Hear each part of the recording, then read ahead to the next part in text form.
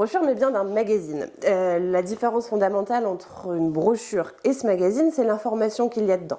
Tandis qu'une brochure aura plutôt vocation à présenter de manière très factuelle l'établissement, ses services, ses locatifs, notre magazine, lui, a pour vocation d'emmener notre vacancier dans une expérience, à la fois au cœur de notre établissement.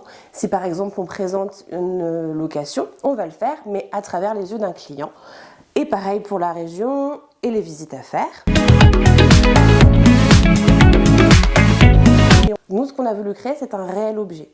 Un objet qu'on peut prendre en tant que prospect, que l'on peut consulter. Il n'y a pas que de l'information sur notre établissement, il apporte plus que ça. Il va apporter de l'information sur la région de manière générale et bien entendu sur notre établissement, mais l'idée était vraiment de susciter l'envie et c'est un objet, même si on ne vient pas finalement à la Grappe Fleurie, on peut le garder sur sa table de chevet, on peut le lire comme un magazine. Ça, c'était vraiment l'idée. Et puis on voulait surtout que nos clients, une fois qu'ils soient chez nous, ils puissent l'utiliser pendant leur séjour comme un guide touristique et qu'ils puissent le ramener. Et s'il le ramène, il fallait qu'il ait encore une utilité. Donc par exemple, à l'intérieur de ce magazine, on trouve une recette de cuisine. Les gens ramènent un peu de la région, un peu de la Grappe Fleurie chez eux et peuvent le réutiliser.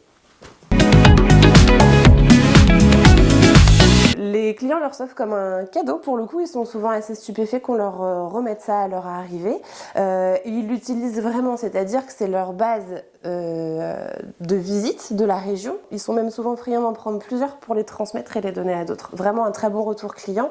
On a été aussi très surpris de la recette pour le coup, puisque les gens venaient nous interroger sur le petit conseil en plus pour la recette et on est certain que beaucoup de nos vacanciers l'ont réalisé.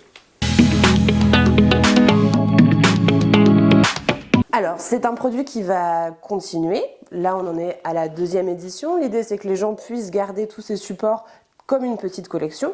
Après, un produit, pour rester attractif, il a besoin d'évoluer aussi. Donc, on est en train de s'interroger là pour notre édition numéro 3 à comment rendre encore plus attractif, encore plus dans l'air du temps notre magazine, avec sans doute l'insertion de produits vidéo, une approche un peu plus interactive